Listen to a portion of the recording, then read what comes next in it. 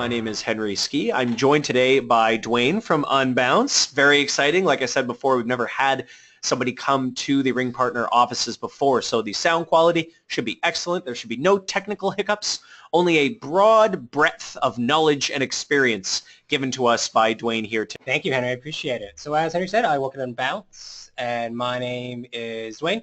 And today we're going to talk about high converting landing pages, but we're going to marry those high converting landing pages with some delightful remarketing. And I think when you put those two together, you get marketing nirvana, which just means you make more money, which is a good thing. So the agenda is basically we're going to talk about landing pages, then we're going to talk about message match, which is a term we use at Unbounce. We'll talk a little bit about delightful remarketing, and then we'll talk a little bit about A/B testing, which is really important if you want to make more money in 2016.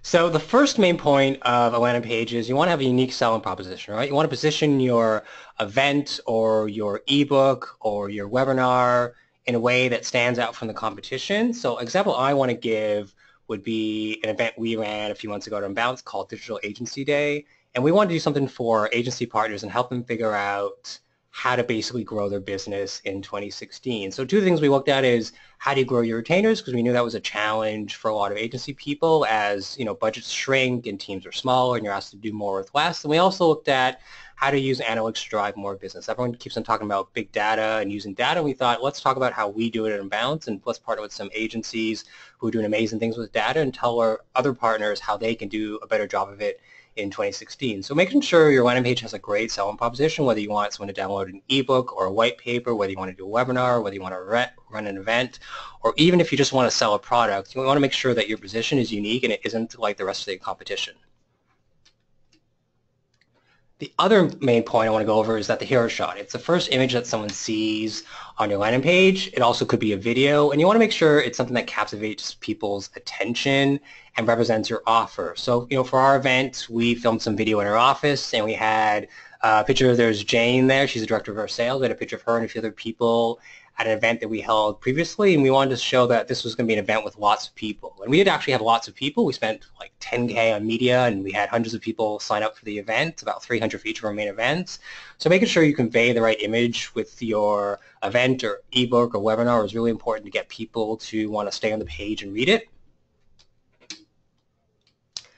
So the next point I want to talk about is fab. And I'm not talking about being fabulous, though I'm sure everyone attending this webinar is fabulous. I want to talk about what I like to call features and benefits, right? They're the reason people are going to stay for the webinar or the ebook or the event. And your feature helps tell your customers what this course is going to do for them or how this product is going to make their lives better, right? And your benefits are about what are they going to get in the end. So for Digital Agency Day, it was all about agency partners growing their business. That was a huge benefit. And there's also the feature they get to network with other people, they get to ask questions, they just get to remove themselves from their business for a few hours and just meet with other people who are having some of the same challenges they are.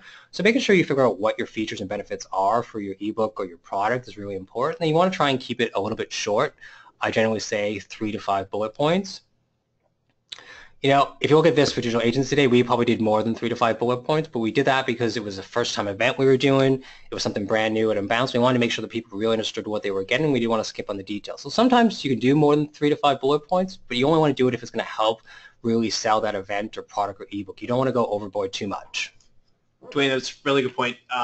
When I was telling our partners about Unbounce and which campaign they should choose, research is almost everything, because if you as a publisher don't know what the product is and what benefits it provides and what pain it can erase, how are the callers going to know if they go on your site, right? That sort of confusion is going to come through, isn't it? Yeah, no, it totally is. I mean, people need to know why they're going to read a piece of content, and you got to make sure you spell it out. There's sometimes people who come to our landing pages, they don't know what a landing page is, right? So we've got to explain that. We've got to explain the features of Unbounce. So you never want to assume what people know or don't know, and you want to make sure you just spell it out in a clear and concise way for people. Cool. The other area that's really important, especially if let's say you're a smaller publisher or you're just starting up or you're a one-man or person operation, is social proof. And the idea that even if you're not a large organization, if you partner with an organization that has a lot of brand recognition, so for us, we partner with HubSpot because not everyone knows what Unbounce is, right? We've got a great brand within our certain niche, but not everyone in marketing necessarily knows who we are all the time. So partnering with HubSpot was a way for us to say, hey, if you've heard of HubSpot, you should check out what we're doing here. And HubSpot was on board because they saw the value of helping their partners as well become better at what they do every day and making sure they can grow their business in 2016. Because if your customers grow their business, they're going to be more happy and they're going to spend more money on services, whether it's you or other partners, and that's always a good thing for the industry as a whole. So social proof can be like customer testimonials, it could be third-party reviews, it could be industry awards, anything that basically is a third party, someone saying that you're awesome, or this is a great product, or this is a great ebook, or I read this and it changed my business, is a great thing to put on the landing page and help sell it to other people who are hitting that landing page for the first time. And that initial hesitation is what we want to get rid of, guys. And what Duane's talking about, like customer testimonials and like awards and things like that, that's going to reassure the callers that I don't know if I trust this plumbing site. Oh, Bethany from Saskatoon said that she called. Okay, and I know it sounds cheesy, and we're in the game, right? So we may not be, necessarily fooled by that kind of stuff, but it really does reassure people, and that's what you want. You want to totally remove that initial hesitation so that they call in. That's right, Henry. I mean, think about this. When you go buy something, you ask your friends, oh, I was thinking of buying these pair of shoes, or I was thinking about buying this top, and your friends recommend this brand.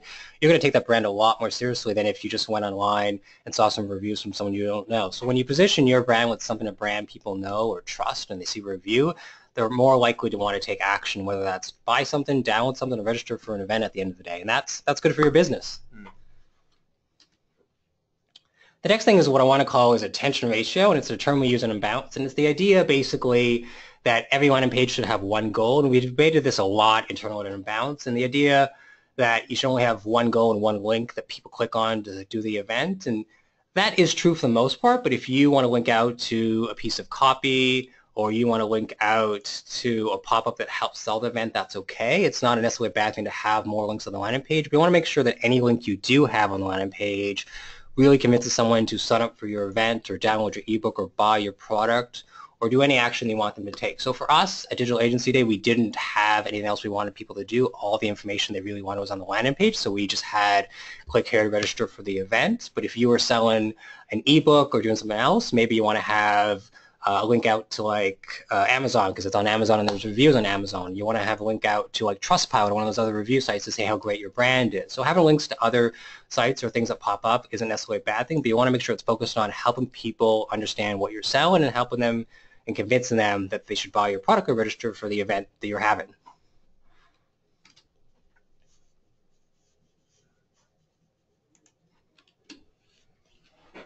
The last point about landing pages, and I think this is the most important, is all about mobile. A lot of people say mobile is up and coming, but let's be honest, mobile is already here. Mobile is a reality for many people.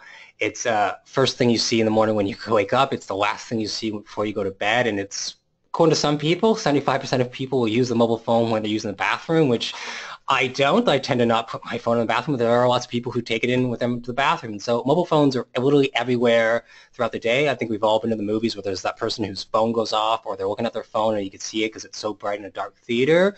So always think about how mobile devices affect your brand site traffic. So if you have lots of people coming from, let's say, an iPhone 3, or you have lots of people who have like a Nexus 1, making sure their landing page works for those devices is really important because mobile isn't an afterthought or something that's up and coming. Mobile is here and it's reality.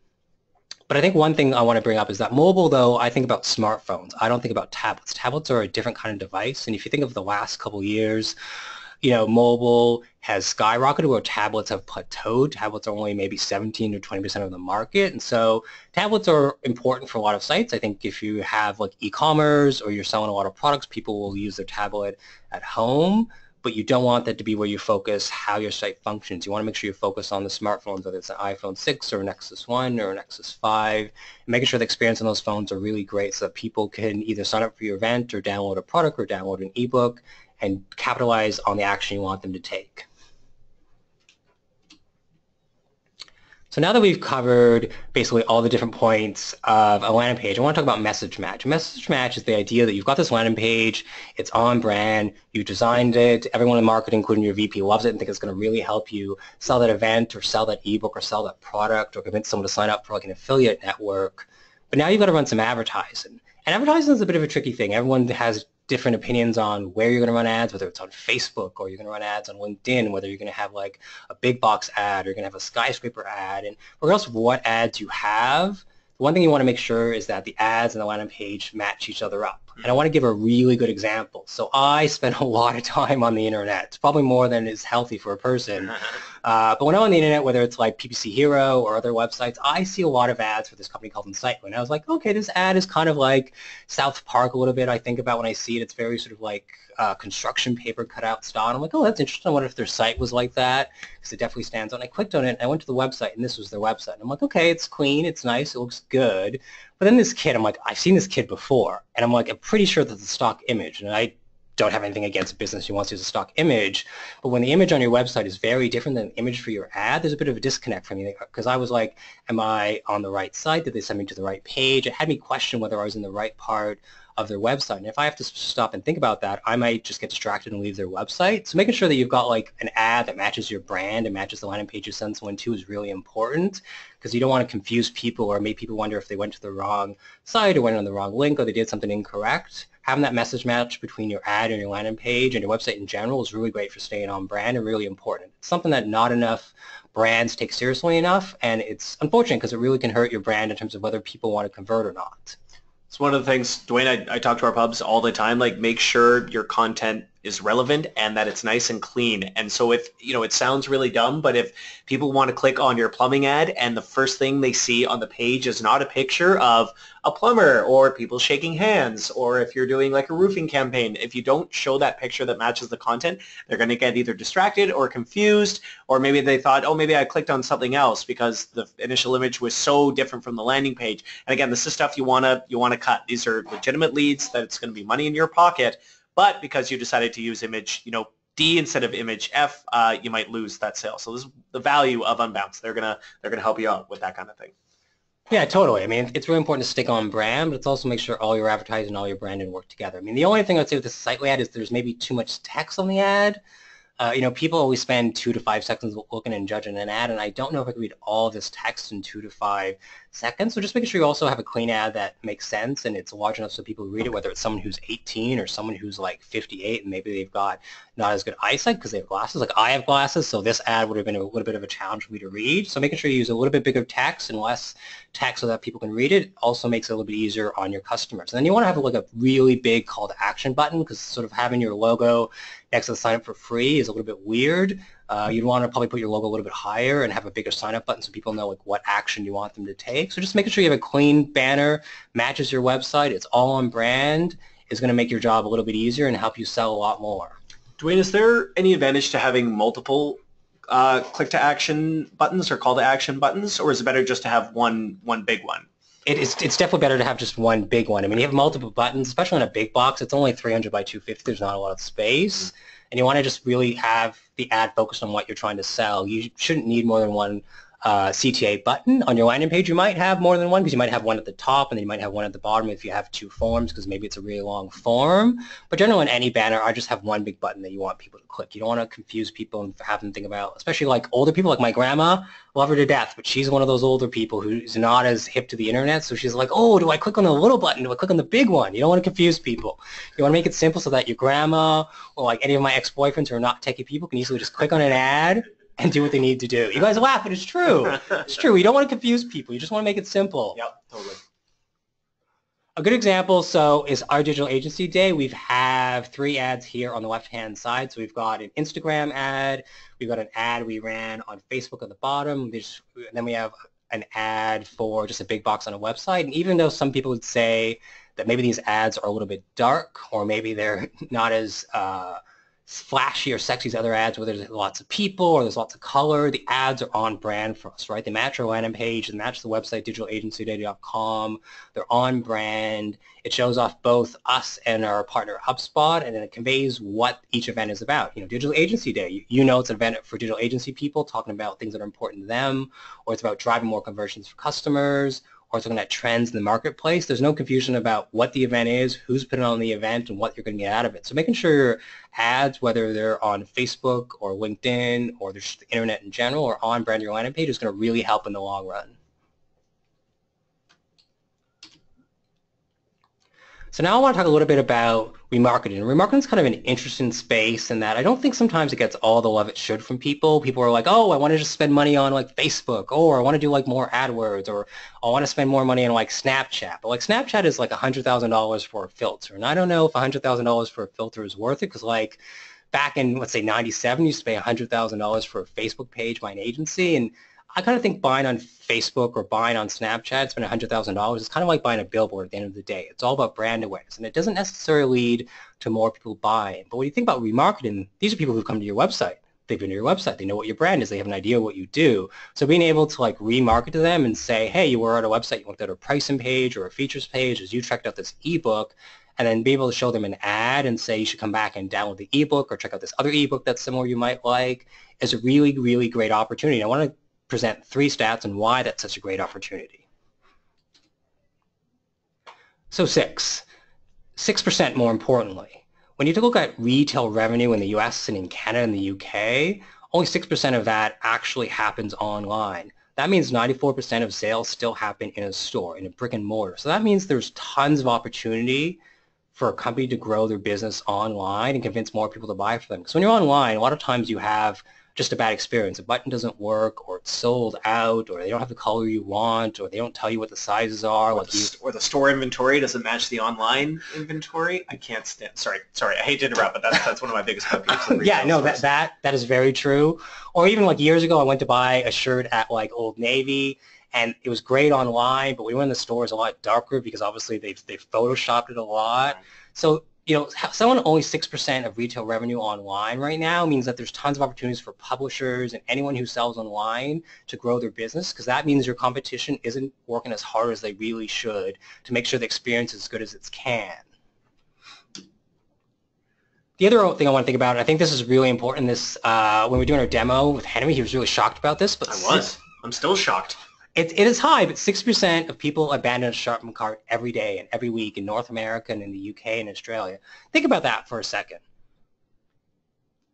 60%, that's a lot of people. If you could increase your business by just 10%, 15%, think how much more money you'd see come in just by convincing more people to shop with you. Because 60% is a lot. If you're getting 1,000 people a day to your site and 600 of those people are leaving and never coming back, that's a huge market for you to go after and convince to come back and buy from you versus one of your competitors. And that's one of the reasons I think remarketing is really important, is because it helps you convince people who've already been to your site, who've already understand your brand idea and what you sell, to come back and buy from you versus your competitors. And you don't have to work as hard to spend as much money to go after people who potentially might not be in your target market. So if you think about remarketing as a way to convince people who've already been to your site to come back and spend more money with you, it seems like a no-brainer to me. So the next thing I want to talk about, and this is probably the most important slide when you think about the future and where we're going. In the next couple of years, we're going to have about 2 billion, and that's a billion with a B, more mobile phones than we do today.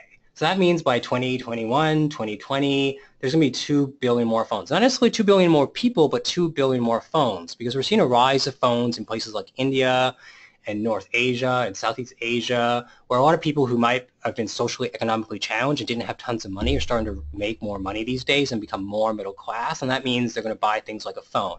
And they're going to buy a phone because they can afford a phone. They can't necessarily afford a desktop computer, or a desktop computer may not fit in their home because they don't have tons of space if you're in certain parts of Asia. So thinking about how your landing page works with mobile devices, but also thinking about how your landing page works with people who may not be predominantly English speaking. So if somebody from India or parts of Asia moves to, let's say, the UK, or moves to the US, or moves to like Vancouver or Toronto or Calgary, thinking about how they use a phone is really important if they're part of your demographic you want to go after, and have them either sign up for a webinar or download a book or attend an event or buy a piece of product. You know, this isn't an if it's going to happen, this is definitely going to happen, because it's already starting to happen right now, and the increase of people with mobile phones from places like Asia is only going to increase as people from those countries start to go around the world, because there's a couple billion people between Asia and India. That's like a lot of opportunity for growth, and they're going to move to other places where their kids and their families, and there's better quality of life and better education. So think about how those people fit into our society and how they use phones is really important, because I can tell you, as a person who spent 3 months in Southeast Asia, the way they use technology out there is completely different today than the way we use it here in North America. So the other area I want to talk about is a little bit in terms of delightful remarketing and what really matters and how to make it happen. And this is sort of the things I think about before I launch a campaign. So the first thing I think about is customer experience. What kind of experience do I want the person to have? What do I want them to feel when they come to the landing page? And making sure that the landing page fits the experience we want the person to have. Because a lot of times you go to a website and a button won't work. Or you try to click something and it's broken, or it says there's a 404 error, and then you tweet their account and they're like, oh, the website's fine. And you're like, well, it's not fine because it doesn't work for me. And then they like tell you to clear your cache, and you're like, well, that didn't really work because I've already tried that. So making sure you think of the experience you want a person to have, and you want them to have a really great experience. You want them to be frustrated and painful. And I think this is really important because sometimes you'll go to a website or go to a landing page and there'll be like too many things on the page, or there'll be too many buttons for you to get distracted, or they'll have 3 or 4 pop-ups. Like I was on my phone the other day and I got 3 pop-ups from one website and it was one over the other, and I'm like, how do I close these 3 pop-ups because it wasn't having clear, and I had to like resize my screen. So think about even those things of how pop-ups affect your site and how you use pop-ups is really important in creating a great experience for people so that they want to stay in your site. Because if people don't want to stay in your site and they're not going to buy from you and download for you, it kind of defeats the purpose of spending money in the first place and convince them to come to your website. The other area that's really important is frequency. And frequency is the idea of how many times do you show somebody an ad.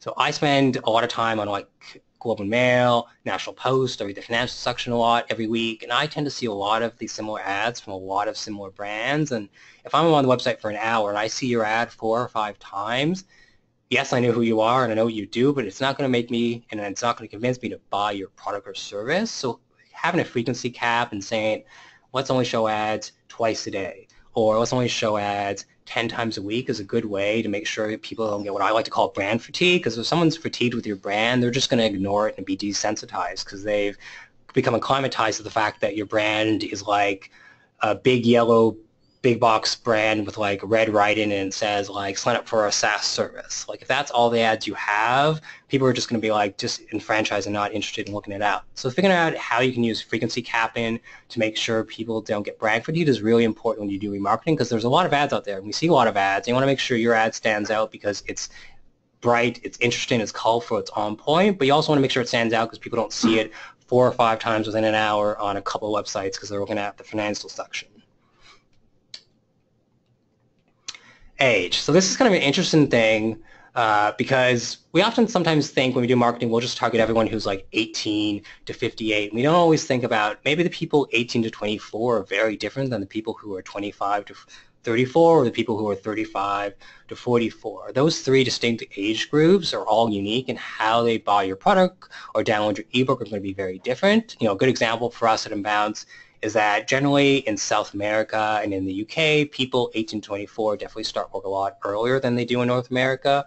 And so people buying a product will be a lot younger in South America and in the UK. But in North America, generally you don't finish college or university until you're 23, 24, 25. And once you've got a job and you have maybe not the authority to buy a product, but you have the influence to influence people to buy a product, you're definitely a lot older. So thinking about how age affects whether someone's going to buy your product is really important, because maybe you don't want to advertise to people 18 to 24. Or maybe you do if that's where your key demographic is, if you're going after South America or the UK. So thinking about how age plays a factor in when you run your ads and where you run your ads is really important, so you're not wasting money and time going after people who are probably not going to convert and who at the end of the day aren't your target market. For us in Unbounce, our target market's probably 25 to 45 more times than not. It's definitely probably skews heavily male.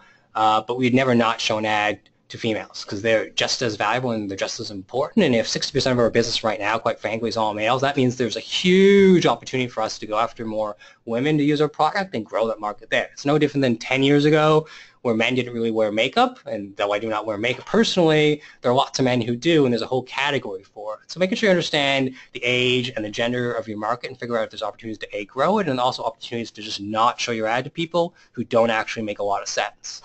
Don't ignore the seniors market. Duane's totally right, guys. So walk-in bathtubs and get a stair lift sound like the least sexy campaigns we have, and they are among our most consistent and best converting offers. You get people that are phoning in that are very motivated to get a stair lift or a walk-in bathtub or Medicare supplement, right? They're not just calling in browsing. They usually have a parent living with them, or maybe they're moving in with their parents. They notice that they're getting a little bit older. So yeah, don't ignore those kinds of demographics. Don't always go for the 18 to 24. Really important.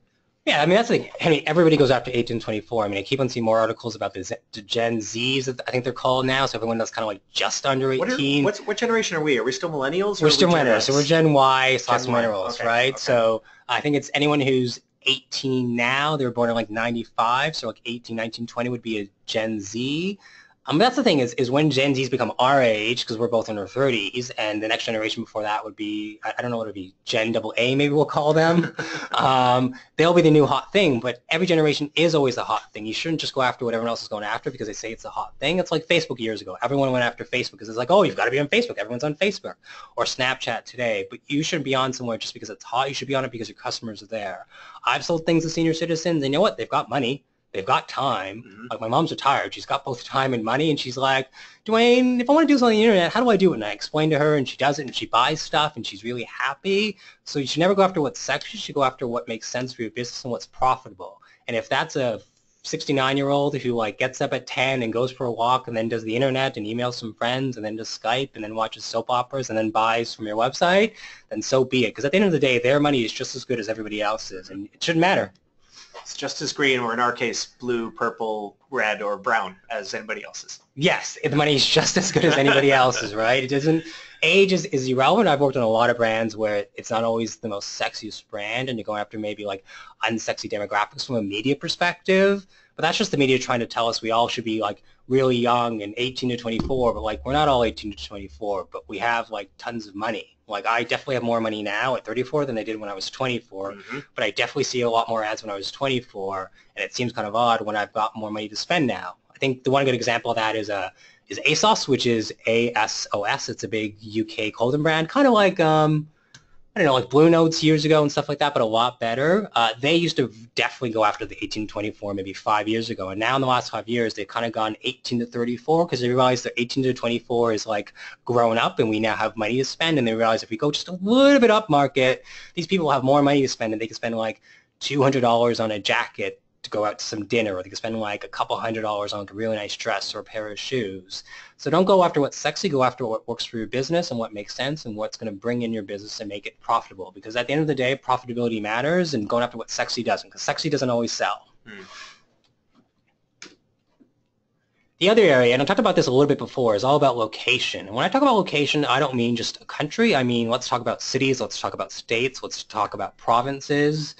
You know, if you're trying to do something in Canada or do something in Canada and the US, maybe you don't want to advertise in the whole country, right? Maybe you don't want to advertise in the Midwest, or what's sometimes referred to as the NASCAR generation, because they're in the middle of the country and they tend to watch a lot of NASCAR. But maybe most of your customers are on the West Coast or on the East Coast. So maybe you want to do more ads in New York, or maybe you want to do more ads in like Chicago because it's a really good city, or California. So understanding where people are that convert with your brand is really important, and there's no need to advertise in a whole country if it doesn't make sense. If you can spend more money in key cities or key states and provinces and have a better brand awareness and have more people buy your product, and that's what you should spend. A lot of people don't think about that sometimes. They'll just advertise to all ages and all locations when there's lots of opportunities to just pick and choose where you're going to advertise, whether it's on Facebook or AdWords or Twitter or LinkedIn. And if you pick where you've got a great business hold and lots of brands, you'll see more people buy, which is great. You'll spend less money, which is also great. And hopefully your CPA, your cost per acquisition will be a lot lower,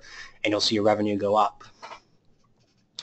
And then I think the other thing with location that kind of matters sometimes is when I think you go abroad, you have to look at things like, you know, London is a great city, but London's usually 50, 60, 75% of a customer's or client's business when they advertise in the UK. So places like England, where maybe the country is really small, it just makes sense to do all of the UK because quite frankly, you'll get most of your business in London anyways, and you'll spend very little bit in the rest of the UK, whether it's like Wales or it's in Scotland. So there are exceptions to those rules, but if you're in like a big country like the US, there's opportunities definitely for you to look at the states and the cities and see where it makes the most sense and focus there, versus when you're in small countries like either Slovakia or I'm going to say Estonia, a place like that where it's really small, where it makes sense to advertise in the whole country, then you're going to do it. And when it doesn't make sense, like in the US or in Canada, you want to pick and choose the right states or pick and choose the right provinces or cities, and then just double down on those areas where you're going to make tons and tons of money.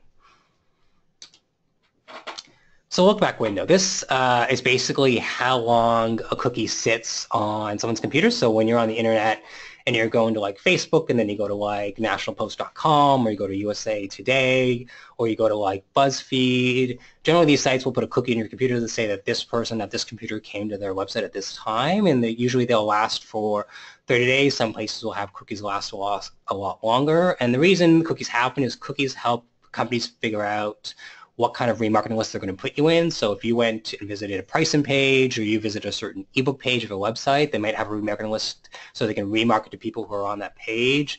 And my general rule with look-back windows is that you don't want to do anything more than 30 or 60 days, because if beyond 60 days, if someone hasn't bought from you, odds are they're not going to buy to begin with. I'd say the only exception to that is if you sell like home insurance, or you sell a car insurance, or anything with a car, or you sell one of those like big construction site Bobcat machine things.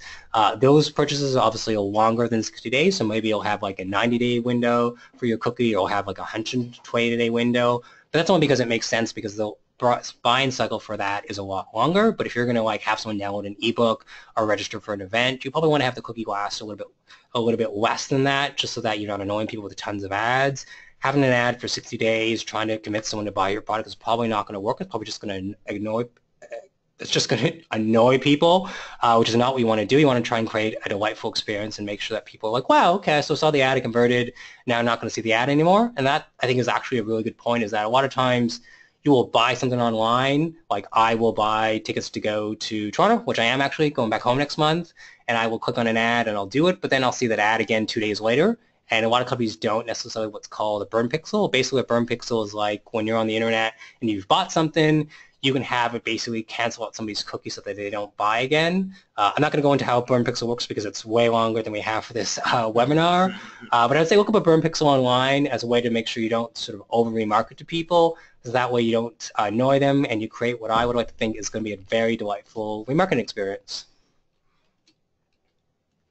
So I've got 2 more slides, and the 2 most probably important slides in a lot of ways. I want to bring up this slide because it looks at a lot of different ads I saw on Facebook when I was putting together my deck. So you've got ads from Casper, which sells mattresses, and they just launched in Vancouver, I think, actually the other day. You've got Stripe, which basically is a payment processor, and they have like an analytics attached in. Zendesk does CRM chat. You've got App Annie, which if you have an app, you can use it to like look at how people use your app. It's like App Analytics. It's basically Google Analytics for apps. Infusionsoft, I actually think they're kind of cool. They've got interesting ads. I don't use them, but they do a lot of like basically marketing software, mostly email. The Grid is an interesting thing because it's not, I mean, it is real in the sense that it is a website, but it's not real in the sense of like, they weren't able to pull off what they achieved. Their goal was like have an AI system or artificial intelligence build your website for you and get rid of like designers and developers. And that sounds like marketing nirvana to a T. It save you tons of time and money because developers are definitely not always the most cost effective in the current market. But when they launched this Grid thing, like I think after 3 years of development about 2 or 3 months ago, the websites that came out of there were no better than the websites we would have built 10 or 15 years ago. They were very blocky and they were weird. If you've ever seen that episode of Homer where he found out what the internet was and he built his first website, think of that. Think of that website. It was not a great experience whatsoever. So what I want to point out with these ads is I think all these ads are really interesting because they tell you what they do. They're very explicit. They're not text heavy like the Insightly ad we saw earlier when I was talking about message match. And also, you know what you need to do. It's like if you want to do analytics, you go to Stripe. If you want to like look at the app industry, you go to App Annie. So having an ad that I think is colorful on Facebook and stands out and sometimes includes people will do a lot better versus having an ad that's full of tons of text and has too much that someone's going to read. You know, I think out of all these ads, I kind of like the Zendesk one because I think for them it's on brand. They've always had a very sort of chill and relaxed brand, but I do like the App Annie one because I'm a bit of a nerd and I get what they do and I've used their platform before. So just making sure you've got an ad, whether it's on like Facebook or it's on the internet in general, when you're doing marketing, is on your brand. It says what you do. It has a very clear message. It's got great images, and it isn't overly, you know, too boxy. It isn't too much like your competitors. So if you ever want to know what your competitors do, I'd say just go to their Facebook page and look at a lot of things they post. I'd also say like your competitors' Facebook pages because after that you'll get tons of ads for them and you'll be able to understand, all right, what are the other publishers doing? What are the people doing when it comes to ebooks? And making sure with that information, that research, you can actually build a better ad that stands out from the crowd. Because I think we've all been to Facebook, and sometimes you'll get 3 or 4 ads in a row, and they're all very similar. And if they're all very similar, you're kind of just going to glaze over and move on, and that's not what you want with your ads. You want ads that stand out and really say, look at me.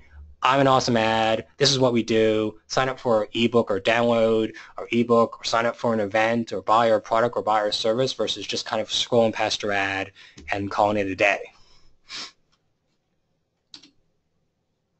So the last one I want to talk about is obviously landing pages. We talked about landing pages a lot through this, but I wanted to sort of show the different landing pages we've had at Unbounce as we've grown. So we have, obviously, in the far right is the Digital Agency Day landing page, but the 2 landing pages on the left are what we used to have. So the landing page in the middle is one of the first landing pages we had here at Unbounce, and the landing page on the far left is the one we have right now.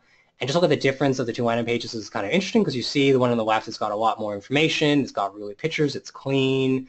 It doesn't necessarily start off with a pricing grid, which is really important for us. And it just gives people all the information they need to figure out if they want to buy our product or service. So if you're going to build a landing page for like an ebook or an event, or to buy a product or buy a service, or like you're a plumber and you're selling your plumbing services at like 2 a.m. when someone's basement floods, you want to make sure you've got like your phone number at the top and like a form they could potentially fill out. And you want to have, maybe where you're located in the city. If you're not exactly in like Victoria, maybe you're in like a city like Duncan or somewhere that's a little bit far away. So having a landing page that clearly has got all the information someone's going to want to know at like 2 a.m. when their basement's flooded and they need a plumber is going to help people pick up the phone and call you versus calling your competitor, who might potentially be closer or have a slightly better landing page. So the other area that's really, really important, and the last area of this, is all about A/B testing. And A/B testing is really important because you've built a page, you ran some ads, you're going to bring people to your site, but then your question is like, what do I do? And usually what you do after that is you start A/B testing. You start figuring out, what do people like about this page? What do people hate about this page? How do we build a better experience? So I'm going to go over a couple points, go through a couple tips, and hopefully this will help you be a little bit better at A/B testing. I would not say I'm a professional A/B tester, but I've definitely learned a lot over the last 10 years and become a lot better at it. And I think A/B testing is something that everyone can become better at, and that's a good thing. So what do you A/B test? That's always a really good question. So a lot of places I've worked, they will say, oh, let's just change a button color. Let's just change the wording on this. And then you ask them why or what data do they have, and they're like, well, I don't know. I don't have any data. I just think we should do it. It's my personal opinion. And I think one thing that's really important with A/B testing is not about what you think or what I think or what anyone thinks. You want to look at data. And so you want to come up with a hypothesis that's like, if I change X on this page, Y is going to happen. So if I change the picture of like Kevin Spacey to his wife, more people are going to watch House of Cards.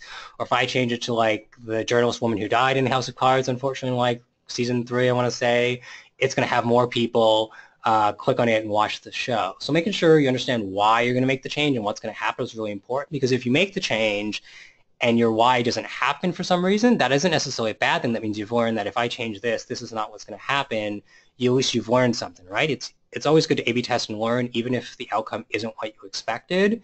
And you always want to make sure when you A/B test and you're trying to create a better experience for people, right? So that could be a longer landing page, it could be a shorter landing page, it could be a larger button with a better CTA, regardless of what it is. You just want to make sure the experience you create for the people are a lot better. And if you're unsure, ask your customers. I think sometimes we all need to remember it's good to get from behind the desk and talk to customers in person, but if your customers are far away, have a poll. Have a poll on your website, have a poll on the landing page, and ask them, why did you come to this landing page, or what information were you looking for? I think a person at 2 a.m. who wants a plumber is very different than a person who wants a plumber at 2 p.m. and finding out how those different landing pages might look and feel and what you might talk about is definitely going to help you create a better experience and help you make sure when it's 2 a.m. and someone's looking for a plumber, you're the person they call when they go to your landing page versus your competitor. So next thing I want to talk about is the size of an A/B test. And I thought I'd talk a little bit about Netflix, because I think either everyone knows what Netflix is and or they have Netflix, and I think it's a really interesting example. So a lot of times, and I talked about this earlier, is you could change a button or you can change a color. And the question sometimes is can you or should you? And you could. Of course you can. You can always change the color of something or a button of something. But the challenge when you change just a color or a button on a landing page and test that is that you need such a large sample size of people go to those landing pages to get a competency level. And your competency level is basically, if I say I've got a confidence level of 90% on a landing page, that means if I ran this test 5 more times, 90% of the time I would come with the same outcome, i.e. hopefully more people are buying my product or more people are calling me at 2 a.m. when the basement floods. So if you're going to make a change, I sometimes like to think about you should make large changes. You should make changes that are very radically different than what you have now. So a good example would be, for Netflix, instead of having like a black background, maybe they make a radical change where it's like a white background and like they move Daredevil to like the bottom and they do sort of like a top-down nav if they were going to test like a new UI versus a lot of changes Netflix does are all really small, right? They might take Daredevil and change it with Elektra or change it with Kingpin. But Netflix can do those small changes because they have millions of people. If Netflix was still Netflix 10 years ago and they had like a couple of thousand people, they probably wouldn't make those small changes because they wouldn't have enough people to look at the website and make an action. And if they don't have enough people to make an action, that means they're going to have to run the A/B test for so long that it's almost a waste of time. Because you don't want to run an A/B test for 2 months. That just doesn't make sense. You don't have 2 months to wait and see if a test is going to work out. You want to know in the next couple weeks or the next 3 weeks, definitely under a month. So when you're thinking about A/B testing, make sure you think about how many people come to our website and how many people are going to see this page and try to make a change that is so large and dramatically different than what you have now that you can see if that change is worth it or not. That's why I like publishers that are really proactive, Duane. So in their testing. So if they try a campaign and it doesn't work, some people will just say, well, that's it. That's it for me. The campaign doesn't work. Landing page doesn't work. Instead of changing it up. If something's not working, change it up. Try a different landing page. Try a different graphic. Try a different message. Try a different call to action. I mean, it's well worth testing. And I know that, testing obviously costs a little bit of money, but again, this comes back to research and planning ahead. And you should really plan, test at least, I would say, 2 different landing pages, Duane. Is there a magic number that they should pick or more than one? That is a great question. I don't think there's a magic number per se. I think if you're a smaller publisher, let's say you're getting less than 10,000 people a week to your site, I'd probably test like 2 pages. You have your control and your variant. If you're larger than that, let's say you're getting 100,000, you might want to test 3 different pages. You have a control page and 2 pages. But even us at Unbounce, we get hundreds of thousands of people at our website every month. But usually when we run a test, we just do an A/B test because it's really easy. It's faster for us to see the results. If we were to do an ABC test with a control and 2 variants, it would take longer because we'd have to distribute our traffic across 3 pages. So I think for most people listening, I would definitely just do a couple pages. You have your control, you have your variant, you run it for 2 or 3 weeks, and you definitely want to run a test for more than a week because what you'll see happen a lot of times is you'll launch a new page, it's going to do really amazing, and then eventually it'll do like a U and sort of drop off and eventually level out, and by week sort of 2 and 3, you'll start to see what the real results are for a page once it's had time to run. You never want to run a test for like, 2 or 3 days, which I've had happen. I worked at a startup before I came back from England, and the founders there love running tests for 3 days. I'm like, this is not a real test. It does not mean anything. We can do this, but this is not real. Right. So yeah, I do a couple pages to stick with 2 and make your life easier, especially if you're in the early days of testing and you haven't done tons of tests. So talking about radical changes, I thought I'd show a good example. We have it in Unbounce. So you saw these 2 pages earlier where we talked about sort of building the landing page. So the landing page on the left is the page we had when I got to Unbounce. And the landing page on the right is a page that Michael Agard, he's our conversion rate optimization at Unbounce. And his job, even though his title says conversion rate, is not to improve the conversion rate. As you would say a lot of times, his job is to improve the customer experience and what they experience when they come to our landing page. And he built this landing page based on running a poll and asking people, what do you want when you come to the landing page? What you were expecting? Do you know what Unbounce is? Do you know what a landing page is? And he really dug into people's understanding of our business and our industry and our brand and landing pages, and he built a page based on that information. So everything from like what tools we integrate with to our drag and drop to we have templates. Lots of people are sometimes shocked we have 80 templates because they don't realize that. They didn't like read the page on our features or they just skim read something. So making sure you have all the information on the landing page that they're going to want to know about. So like a lot of people sometimes ask questions related to like SEO and like PPC and, does this affect my SEO or what about my quality score and AdWords and stuff. So all those questions he would like put on the landing page. And even though it is a quite long landing page compared to some stuff we've built, it's a page that really speaks to the people who either kind of know our brand or aren't fully aware of what we do and they're trying to get more information to figure out are they going to go with us or they're going to go with one of our competitors. And when you look at these 2 pages, some people would say they're not that different, but when you look at the conversion rate of page on the left, which is 2.3, and you look at the conversion rate with the page on the right, which is 8.7, that's like a massive change for, 2-3 months of work and going through 3 revisions, because the landing page on the right is about its 3rd revision with this core design. To see your business go up by, 3 like 3x, so 300% is like really good for 3 months of work. Think about what you could have done with those 3 months. You could have like spent money on advertising, done tons of other stuff, but to know that like you took the same amount of money you're spending right now on advertising and all you did was made a better landing page is well worth the investment versus just spending 3 times as much money. Because now you can spend 3 times as much money and see 9 times as much business, which I think is a good way to look at it. So the last slide really is all about sort of tips and A/B testing.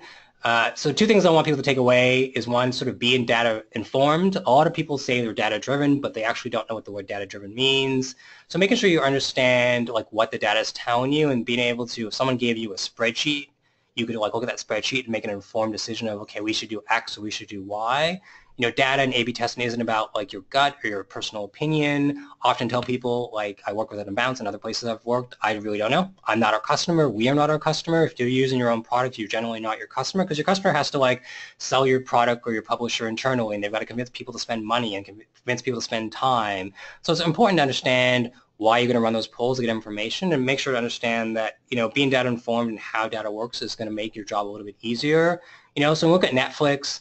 You know, when they look at data informed, their goal is always to like hours of play. They want to make sure anything they do and when they read the data is helping people spend more time with their product and ideally binge watch tons of TV shows. You know, for us in Unbounce, a better experience besides someone reads the whole landing page and watches our video on our latest page is that they actually sign up for their product. So if something we do we think is going to be great because customers said they didn't understand X, Y, and Z, but our numbers tank, we probably wouldn't do it. But if we put something on a landing page and our numbers went up and it made sense and people were kind of going and buying the plans that we wanted, we'd probably keep it. And then the other thing I want to talk about sort of is not to test too much at once, which is Henry's question earlier. You know, I definitely stick to only sort of 2 pages. You have your control and have your variant, because if you test, let's say, changing a picture and a button and a CTA and a copy, you've got 3 or 4 things there working at once and you don't know, was it the copy that I changed, was it the picture that I changed, was it the button? So trying to test just one core thing if you're going to do a small test and not do a radical change is really important.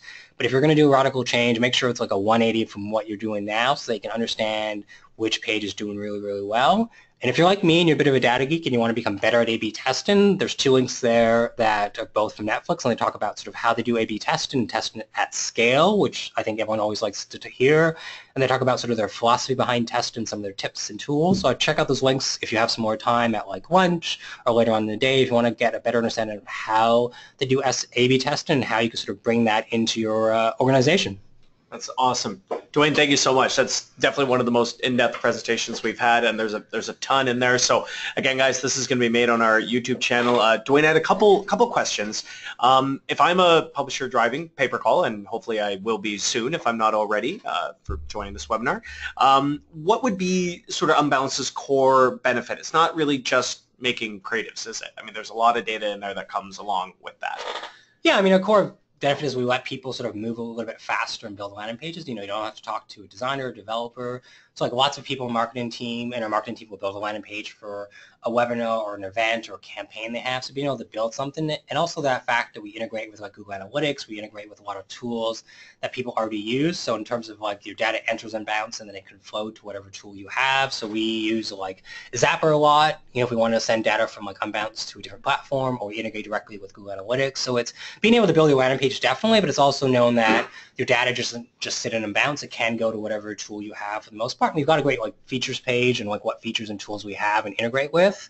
And then from there, it's just being able to A/B test, right? It's being able to like make another page and say, you know, does this page make sense? Does this page not make sense? And what can we do to like make sure people are doing what we want them to do, which is sign up and use our products? What would you say is the major mistake, or I mean, you say you spend a lot of time on the internet, I do as well, you probably have a better eye for it. What is the main mistake most landing pages that you see make? And you take one look and go, oh, no, this is wrong, this is wrong. What would you say sort of is it like too much information on the page, not enough, doesn't look, maybe it looks like GeoCities from 96? What would you say is sort of the biggest problem you see with a lot of landing pages? You know, I think it's very situational and it's dependent. But yeah, I've seen some landing pages because sometimes our CS team will like send me an email like, Duane, someone has a question about like paid, and they send us this landing page. Can you like hook it over? So a few months ago, someone had a landing page and it had like 3 call to action buttons above the fold. It was like sign up for some sort of like doctor medical appointment, and I was like, well, you know, you had it here, here, and here. You maybe want to remove 2 of those. So sometimes people are maybe so excited they can build landing pages and so eager that they get a little bit too overboard. And you have to remember, if this was you looking at this landing page, would you like it? Would you really be happy with it? If you went home to like your husband or your wife or your boyfriend or your girlfriend or your partner, or even just your best friend, and you show them that landing page, would they like that landing page? I often think about if I'm going to show an ex-boyfriend or I'm going to show my mom a page, would they understand what I'm trying to sell? Would they understand what the page is about? So I think you need to sometimes just put yourself in the common average person who uses the internet shoes and think about would they understand it, and try not to have like too much text. Try to be very clear. Don't talk in a lot of jargon. People don't say, data-driven, BuzzFeed, Snapchat going stuff. People don't really understand that stuff. Just say, we do plumbing, 24 hours, 2 a.m. basement floods, call us now. So just speak like a normal person and don't have too much text and be clear, and just use your A/B testing as a way to figure out what information you need to keep and what information you should get rid of. Is there any, this is all great, by the way, Duane, thank you. Is there any particular vertical that, or category or genre that Unbounce specializes in, or do you do it across the board? No, we've got customers in pretty much, I think, every vertical and every space. I mean, obviously I've not seen all of our customers, so I'm just going by the assumption of what I've seen. I've seen things in like education. I've seen obviously like ebooks and courses, and we have universities, and we have people who like sell products. So just about every vertical we have. Every company's going to be different. Some people use us to build landing pages for their newsletter. Some do it for ebooks. Some do it for events. Some do it to sell products. Some do it for like course registration. So everyone does it for a different thing. We saw someone the other day even do it as a way to like get an email username and password for like their community sign-on, which is not a use case we normally have. It's a bit of a unique one. So even there are people who use Unbounce for things that are outside of what we thought we'd use them for, but we don't specialize in any vertical. We want to specialize in marketing teams, who want to A/B test stuff. They're very data informed. They use lots of tools. They're going to probably use the tool every week because they're also in their GA every week or in their mix panel every week. So we specialize probably more in the team size more than anything else. But even then, we have teams that are like a lot smaller. They're less than 10 people. We have teams that are a lot larger that are like over 1,000 employees. But our core is just people who want to be able to test and understand what they're doing and how their business can move forward. That's cool. Duane, in terms of, we did see some charts earlier about mobile. Is there any particular trend you're seeing lately, like maybe in the last 2 or 3 months? Like, what do you think is going to be the hit for the rest of the year, or even 2017? Is it going to be a bigger shift to mobile? Are Facebook and YouTube like sort of gaining foothold? What do you think there? I don't think. I mean, we'll always see more people come online because we'll have, another 2 billion people online in the next 5 years. So that's always going to be the case. There'll be more people online in other parts of the world because we've pretty much, all things being equal, in North America and in the UK and Australia, we've hit saturation in terms of people being online and on the internet. Like if you're on the internet, you're probably on the internet already in North America. I think the big trend this year, you'll see with like Snapchat a little bit and Facebook and YouTube, and everyone's talking a lot about like live video and like Periscope and recording. So that's probably where I think you see a lot more people trying to invest their time. So whether it's Facebook and YouTube paying celebrities to like record things on their platform, so more young people will like record themselves. Another interesting trend, only from a fact perspective, but I would not recommend that anyone does this, is people who try to take really crazy selfie pictures from like places they shouldn't, whether it's like above a billboard or on the edge of a cliff. Or a big tower or something like that. Or a big tower. So I definitely don't recommend that. That is both crazy and just a silly thing to do. Like I get that people want to be more famous, and so they think if they do a crazy picture that will get them lots of fame, but it's very like self-congratulatory fame because these people don't actually really care about you. They're just liking you because you did something that was really crazy and could have killed yourself. So the trend that we probably care about is the fact that everyone's going to like live video. That's kind of where the focus is for this year. I don't really try to predict the future. I try to create the future and help create as much as I can. I think predicting where we're going to be in a year is really, really hard, other than the fact that probably we'll see less and less people with tablets just because people don't really want tablets.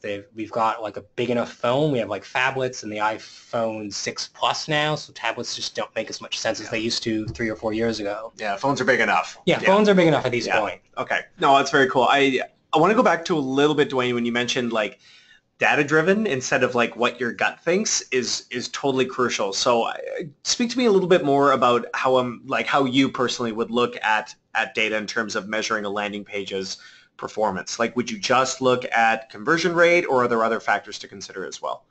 Yeah, so I mean, I brought up a conversion rate for that landing page we had on Unbounce because the landing page's goal was someone to go to the landing page, they'd click on one of our pricing plans and they go into our e-commerce shop and actually buy, whether it's like a $49 plan or a $199 plan.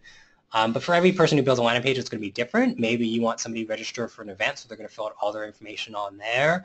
So depending on what the goal of the landing page is, it could be conversion rate if you're going to have people go from a landing page to your e-commerce site, but it could just be number of people who download an ebook or a white paper or register for events. So it could be attendees as your goal. So depending on what the goal of the page is determines what I'm going to look at. And then we pull everything from Google Analytics at Unbounce. So we'll go in and either we'll have an event flyer when somebody fills out an event or downloads ebook, or we'll have a goal in GA that fires when somebody completes and becomes a customer. And we look at, we have page A, we have page B, which is getting us most customers, which is creating better experience. Because sometimes you'll have a page that has a great conversion rate, but then we'll get the final goal, which is someone to sign it up or download your ebook. It may not be as high.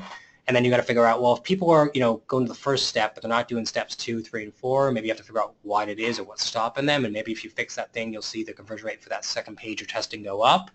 So it depends on what your goal is on the page. Conversion rate is more if you have like a multi-step process, and then I will get like final numbers if it's just a download or attend an event. Cool.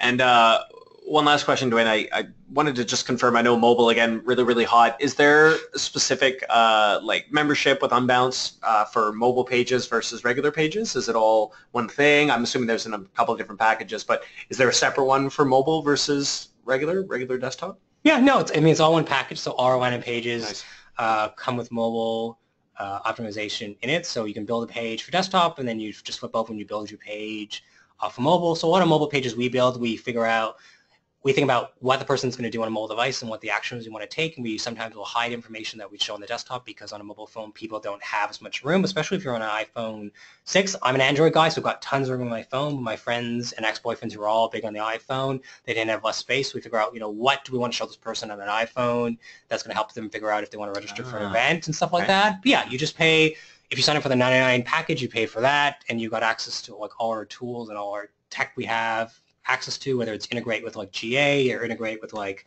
another third-party tool, or if you want to like build a landing page that's mobile and like desktop, it's all there. So there's no like tier pricing in that sense. Awesome. So what you're saying is we should all switch to Android. I think you should switch to Android if you want a bigger screen. Yeah. I'm a big fan of my Android. I mean, I've got a Mac at home. I've had a Mac for 10 years, but I'm not a huge fan of the iPhone. The whole idea of like 2 years ago, you can now copy and paste. I'm like, I could copy and paste for the last 4 years of my Android phone. That's exciting. Wow, copy paste. Hey, heard it here. Duane, is there any last words you wanted to mention about Unbounce or anything like that? Any final words?